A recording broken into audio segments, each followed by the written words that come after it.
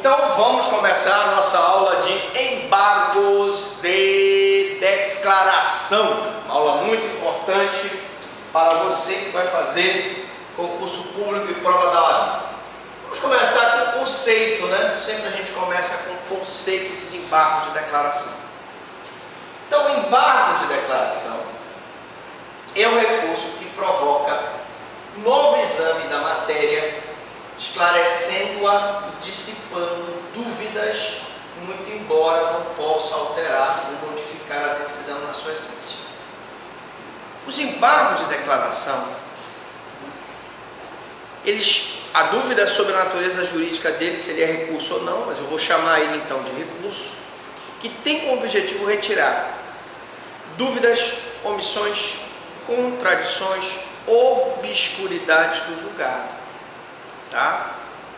Mas vocês têm que ter em mente que os embargos de declaração absolutamente nunca, em nenhuma hipótese, poderá alterar ou modificar a decisão na sua essência. Porque o objetivo dos embargos nunca vai ser modificar a decisão na sua essência. Sempre vai ser retirar aquela dúvida. Sempre vai ser o objetivo de preencher aquela lacuna, aquela omissão. Sempre vai ser o objetivo de esclarecer aquela contradição. Os embargos não têm como objetivo alterar ou modificar a decisão na sua essência. Eles se prestam então a retirar da decisão, sentença ou acordo dúvidas. Só poderia citar, professor, uma dúvida no embargo de declaração? Sim. Dúvida, por exemplo, em relação ao pagamento de correção monetária, em relação ao pagamento de juros de mora, em relação a qual o índice que vai ser utilizado na correção daquele processo. Obscuridade.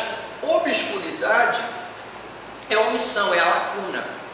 Imagine, por exemplo, que o juiz profira uma sentença em que ele se manifesta pelo lucro cessante, mas não se manifestou pelo dano emergente. Não tem sentido, né? Imagine, por exemplo, um juiz que, ao proferir uma sentença criminal, não se manifestou, por exemplo, pela reparação do dano à vítima, não se manifestou sobre a substituição da pena privativa de liberdade pela restritiva de direito, não se manifestou sobre a substituição da pena privativa de liberdade por um SUSI, restritiva de direito por um SUSI, não se manifestou sobre o pagamento da pena de multa. Todas essas são exemplos de obscuridade. Contradições. O juiz dá um fundamento, você lê a parte do fundamento da decisão, e ele, pelo fundamento, você vai pensando que ele vai condenar o cidadão. E lá no final, ele absolve. Você, pelo fundamento, vai pensando que ele vai deferir aquela reparação do dano. Já no final ele diz que não, que a parte não tem direito à reparação do dano. Então, são situações que ensejam os embargos de declaração, contradições, omissões contidas no julgado. Reparem, e nós colocamos aqui, para que o aluno não se confunda, que não é só, gente, da sentença de primeiro grau. Embargo também cabe de acordo. E nós temos aí o caso mais emblemático que todo mundo tomou conhecimento, evidentemente, dos embargos de declaração, que os advogados dos acusados do mensalão entraram no Supremo Tribunal Federal. Era um embargo de declaração, porque tem muito aluno que erra na prova, pensando que o embargo de declaração só é utilizado na sentença de primeiro grau, gente. Não é. O embargo também cabe nos acordos. Cabe no Supremo, cabe no STJ. Diga. Os outros ramos de direito, salvo no processo penal e civil, existe exceção em relação a esses efeitos, né, da obscuridade, da omissão. Os embargos cabem também no processo trabalhista, os embargos cabem também no processo eleitoral, os embargos cabem também no processo militar. Então, os embargos ele tem aplicação genérica. O que vocês vão aprender aqui vale para qualquer ramo do direito, para qualquer concurso público, qualquer prova da OAB. Eu estou falando em relação à exceção em relação a esses efeitos, porque eu já vi embargo de declaração que foi feito modificativo. Mas calma lá, nós vamos chegar lá. Daqui a pouco, não aguarde aí, daqui a pouco, depois dos comerciais, nós vamos falar dos embargos com efeito modificativo, tá? Os embargos propriamente ditos não têm efeito modificativo, mas a doutrina que considera o embargo como recurso criou aí duas formas do embargo ter um efeito mais modificativo do que na forma típica que ele não tem, beleza? Então vamos lá.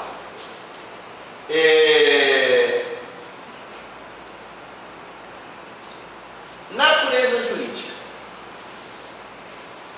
é considerado recurso, embora parte da doutrina o considere meio de correção, mais um meio de correção do que propriamente um recurso. Nós vamos já ver por que tecnicamente ele não pode ser considerado recurso. O Código diz que ele é recurso, tá? Tanto o Código de Processo Civil quanto o Código de Processo Penal dão a entender que ele é recurso. Entretanto, sobre sua natureza jurídica, a doutrina formulou outra hipótese dizendo que os embargos de declaração não são recurso. E nós vamos explicar aqueles doutrinadores por que eles dizem que o embargo não é recurso. Havendo uma decisão, uns doutrinadores mais ligados ao Código não discordam dizendo que o embargo é recurso. Outros não detectam o pressuposto do recurso dos embargos declaratórios. Então fica essa briga. É recurso ou não é recurso? Porque nós já vimos aqui, por exemplo, que não é correto eu chamar o habeas corpus de recurso, o mandado de segurança de recurso, a revisão criminal de recurso, a ação rescisória de recurso. Porque, na verdade, elas são uma nova ação fora daquela relação jurídica, portanto, é uma ação de impugnação a um julgado. Então, eu não tenho aí a natureza jurídica do recurso. Nos embargos existe muita dúvida se ele realmente é um recurso ou não. Alguns doutrinadores consideram os embargos de declaração como um processo incidental de complementação e integração da decisão. Então veja que se eu fosse responder numa prova subjetiva de concurso, eu teria 3 naturezas jurídicas, né? Natureza jurídica dos embargos.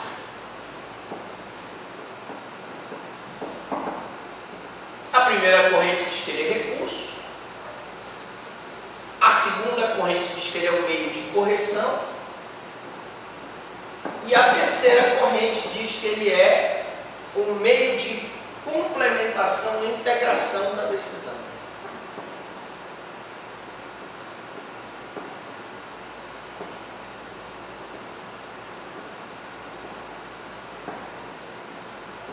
Então são essas três naturezas jurídicas. Uma diz que ele é recurso, outra diz que ele é um meio de correção, está aqui, meio de correção, e outro meio de integração e complementação. Se você fosse fazer uma prova subjetiva, teria que colocar essas 3 posições, tá? Agora, peculiaridade dos embargos. Como eu disse para vocês, os doutrinadores que justificam que os embargos não são recurso têm os seus argumentos, né? Quais são os argumentos? Algumas peculiaridades descaracterizam sua natureza recursal. A primeira peculiaridade dos embargos é que os embargos são interpostos perante o mesmo juiz que proferiu a decisão e julgado por esse mesmo órgão. Eu pergunto aos senhores, muito embora a petição do recurso de apelação, nós vimos na aula de apelação, seja interposta perante o mesmo juiz, Eu disse para vocês que a petição com os fundamentos da apelação é interposta perante o desembargador do Tribunal de Justiça, perante o ministro daquela seção do STJ. Então repare que já está diferente dos embargos, porque os embargos eu entro perante o mesmo juiz que proferiu a decisão. E principalmente, professor Frank, principalmente o fato de que em qualquer recurso, apelação, recurso de agravo de instrumento, né? Recurso especial, recurso extraordinário, recurso sentido estrito, os agravos, né? Os embargos infringentes de nulidade, todos esses recursos são julgados pelo tribunal ad quem. Os embargos são julgados pelo mesmo órgão que proferiu a decisão. Então, primeira diferença do recurso. O recurso ele é julgado por juízes, geralmente do órgão ad quem. Segunda diferença, são julgados aqui pelo mesmo órgão. E você interpõe a petição do embargo perante o mesmo juiz. Você peticiona os recursos perante o juiz do tribunal ad quem. Os embargos de declaração podem ser interpostos pelo vencedor e pelo vencido. Outra diferença. Quando nós falamos na aula de teoria geral dos recursos, nós explicamos para os senhores que, e vocês devem estar lembrados, para recorrer é preciso ter interesse, ter legitimidade e ser sucumbente. Sucumbência é desconformidade com o que se pede e com o que se recebe a nível jurisdicional. Então a pessoa só recorre se for sucumbente, se o seu interesse tiver sido prejudicado com a decisão judicial. Mas aqui eu estou dizendo que nos embargos de declaração podem ser interpostos pelo vencedor ou pelo vencido. Quer dizer, mas professor Franklin, qual é o interesse do vencedor de ajuizar os embargos de declaração? Qual seria o interesse? Você. Qual seria o interesse? Você. Qual seria o interesse? Você. Me diga. E eu respondo. Imagine a pessoa ganhou um processo em que ela tinha direito a lucro cessante, dano emergente, cláusula penal, correção monetária pelo IGP. E o juiz deu dano emergente, lucro cessante e se omitiu em relação à cláusula penal do contrato, que era 20%. Ele é vencedor, ele ganhou. Mas aquela omissão vai fazer com que haja um prejuízo, não vai? Vai. E aí ele entra com os embargos. Com o objetivo de corrigir, né, aquela omissão. Beleza? Outro fundamento para aqueles doutrinadores que dizem que o embargo não é recurso. Os embargos declaratórios destinam-se apenas a integrar ou complementar o julgado, sem alterar a substância. Se nós entrarmos, sem entrar no mérito das exceções, o embargo típico, o embargo de declaração típico, não tem natureza modificativa. Tá, professor, mas tem exceções legais? Tem, e eu vou mostrar. Aqui, afinal, é tudo que você queria saber sobre os embargos de declaração e nunca teve coragem de perguntar. Mas, tipicamente, se eu falar em embargos de declaração, eles não têm o condão de modificar substancialmente a decisão. Eles estão aqui apenas para complementar o julgado. Tirar aquela dúvida, tirar aquela contradição, tirar aquela obscuridade, tirar aquela lacuna, mas não para modificar a decisão. Tipicamente falando em embargo. Bom, então, se cair na prova de concurso, uma questão subjetiva, por quê? Que alguns doutrinadores, né, não consideram os embargos de declaração como recurso, você já tem os fundamentos aí. Vocês querem, a gente repete. Vamos repetir aqui rapidamente. Primeiro, os embargos são interpostos perante o mesmo juiz, os recursos são interpostos para que as razões sejam apreciadas pelo tribunal adquirente. Segundo, os embargos são julgados por esse mesmo julgador que proferiu a decisão, os recursos são julgados pelo tribunal adquirente. Terceiro, os embargos de declaração podem ser interpostos pelo vencedor e pelo vencido. No caso dos recursos, só pode ser interposto pelo vencido, porque ele é sucumbente. O fato da pessoa não ser sucumbente impede que ele interponha um recurso. Nos embargos, não, o vencedor também pode interpor. E, finalmente, os embargos, eles têm o objetivo de integrar ou complementar a julgado, nunca alterar substancialmente a decisão, e os recursos, o objetivo deles é modificar substancialmente a decisão. Bom, então a finalidade dos embargos, qual é?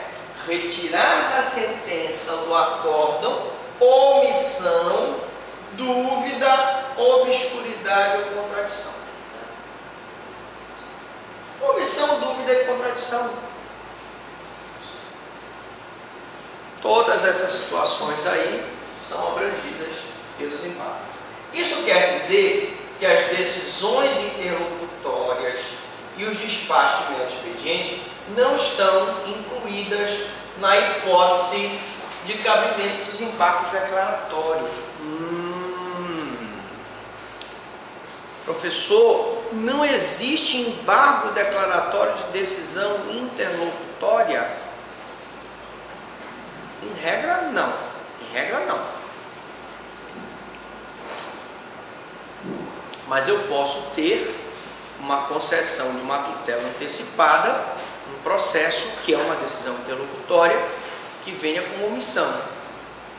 E há quem entenda que eu posso utilizar os embargos de declaração para corrigir aquela decisão, aquela tutela ou uma liminar qualquer, que é uma decisão interlocutória. Mas, tipicamente, embargo de declaração só é cabível de decisão, nunca de sentença, né? Nunca de decisão interlocutória e nem de despacho de mero expediente. As decisões interlocutórias são aquelas que dão andamento ao processo sem analisar o mérito, o pano de fundo desse mesmo processo, e os despachos de mero expediente são aquelas decisões que apenas dão andamento ao processo sem decidir absolutamente nada. Então eu tenho uma decisão interlocutória que decide questões incidentes no processo, questões incidentais, como por exemplo, se defere ou não a oitiva da testemunha, se defere ou não aquele laudo, se defere ou não aquela vistoria judicial. E temos as decisões mesmo, as sentenças, que são aqueles atos processuais que põem fim ao processo, uma determinada fase daquele processo. Contra aquelas sentenças é que cabe o embargo de declaração. Mas repito, uma cautelar, uma liminar, uma tutela antecipada e venha com algum erro, uma omissão, uma contradição, pode ser corrigida através dos embargos. Há quem entenda que pode ser corrigida com os embargos.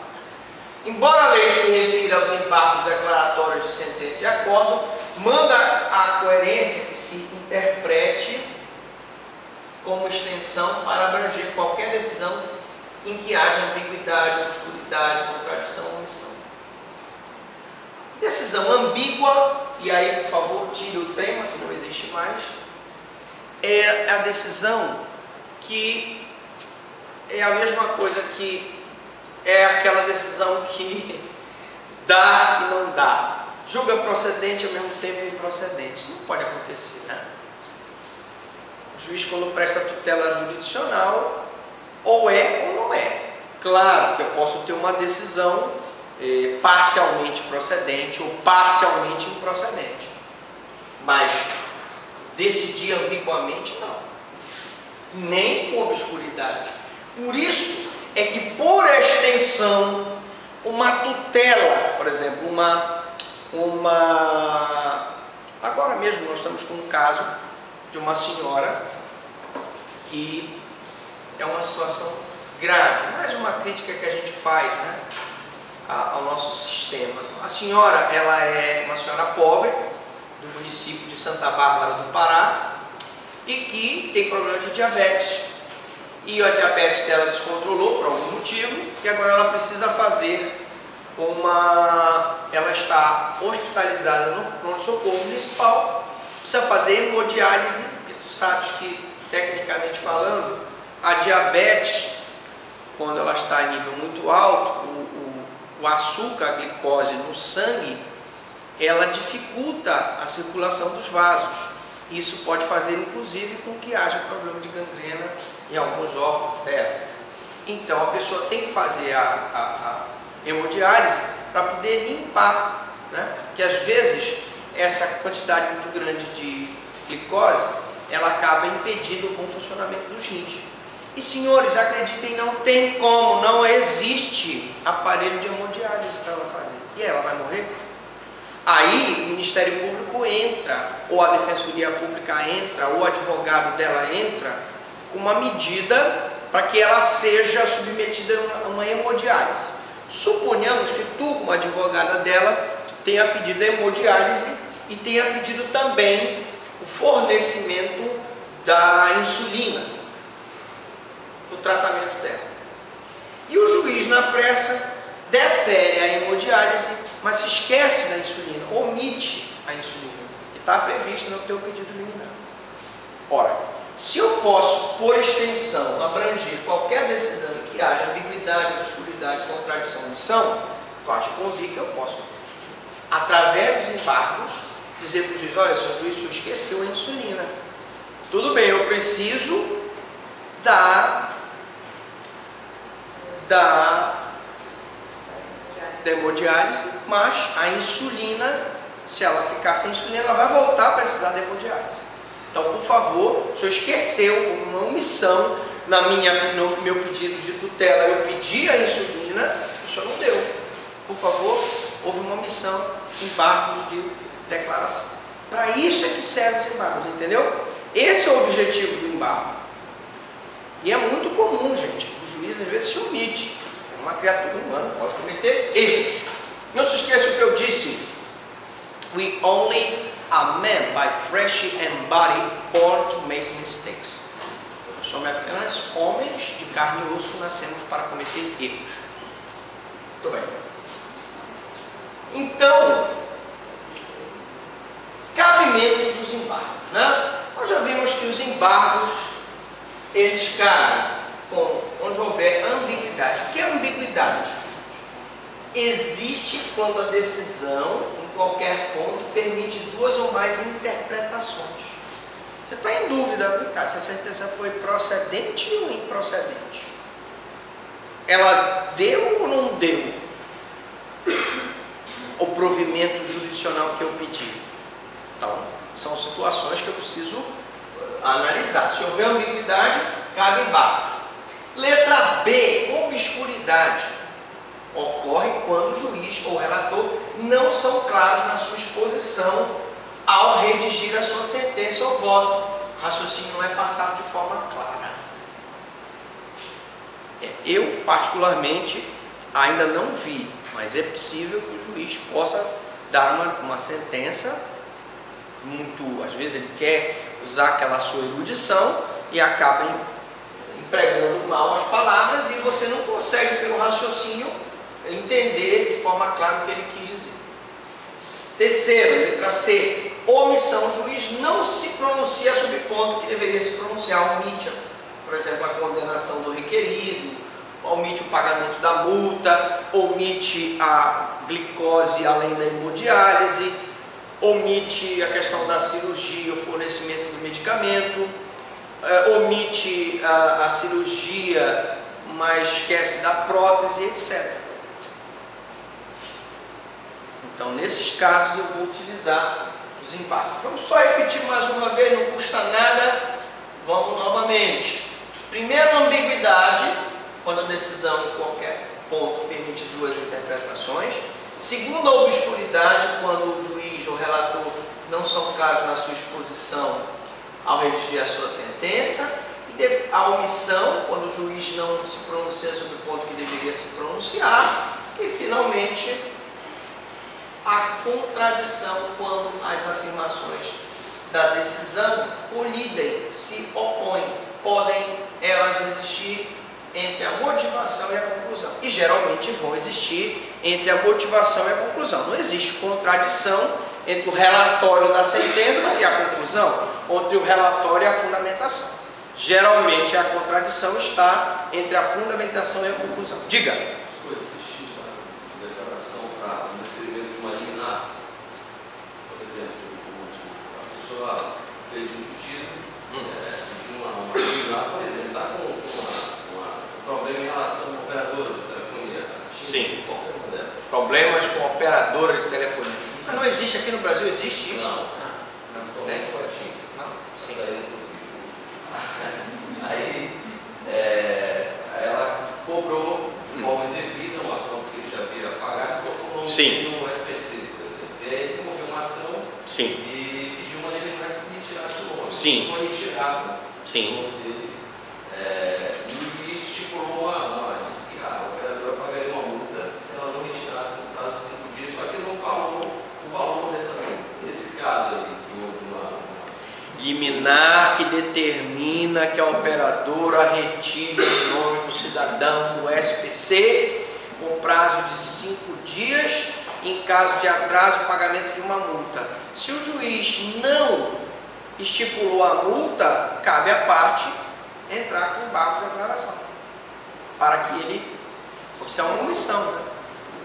Geralmente o embargo, gente, eu pelo menos das vezes que eu manejei o embargo de declaração, ele foi por conta de omissão. Geralmente é por omissão. O juiz deixa de se manifestar sobre um determinado ponto que havia na pretensão, porque também tem cidadão que usa o embargo para pedir coisa que não pediu na petição inicial. E aí vale o princípio do tanto devoluto quanto apelado. Você vai devolver ao juiz aquilo que você pediu, não uma coisa que você está fora do seu pedido. Beleza? Alright, boys. This is open end. Prazo para a interposição dos embargos, né? Os embargos têm prazo de 2 dias a contar da intimação da sentença ou do acordo.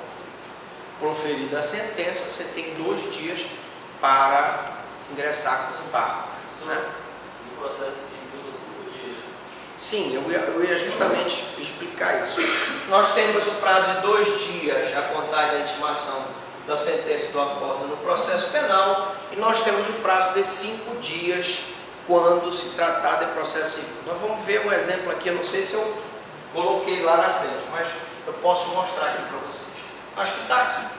Os embargos declaratórios podem ser interpostos por qualquer parte, inclusive pelo Ministério Público, nas hipóteses em que ele atua. Cabem embargos para os tribunais de instância superior. Então eu posso usar os embargos no Supremo. Nós já vimos aí a história do mensalão, foram usados embargos de declaração. Do STJ, conforme previsão expressa dos regimentos internos dessas cortes de justiça. Não são conhecidos embargos em ação rescisória. Atenção! Não são conhecidos embargos em ações rescisórias formulados por base na decisão que beneficiou o requerido. Se a decisão beneficiou o requerido, eu não posso me utilizar desses embargos de declaração, mesmo que haja omissão, obscuridade, dúvida. Porque eu já usei a ação rescisória para rescindir aquele julgado. Tá? O acordo proferido nos embargos de declaração pelo órgão colegiado, agora ser um acordo embargado. Então preste atenção, gente. No DPP, prazo de 2 dias a contar da intimação, não é isso? Prazo para os embargos. No DPC C, o prazo é de 5 dias, também é contar na intimação. O acórdão proferido nos embargos de declaração pelo órgão colegiado incorpora-se ao acórdão embargado. O que significa isso? Saiu um acórdão do tribunal, tu recorreste, recurso e apelação. Lá no acórdão houve uma obscuridade, uma omissão, uma dúvida, uma contradição. Você entra com embargo de declaração. O embargo de declaração tipicamente tem o objetivo de corrigir aquele acórdão, não é? Então,